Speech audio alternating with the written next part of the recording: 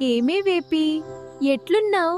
ఉగాది పండుగొస్తుందంటే చాలు ఊర్లో అందరూ నా కోసమే ఎదురుచూస్తారు. నేనంటే ఎత్తున్నానో తెలుసా? నా పులుపు, తీపి లేకపోతే ఆ పచ్చడికి మజానే ఉండదు పో. బో, గంత గర్వమా మామ్మీ? నిజమే, నువ్వు లేనిదే పచ్చడి కాదు.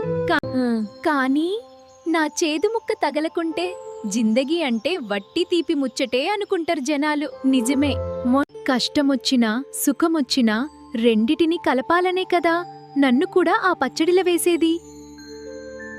ఆపు నీ సోది.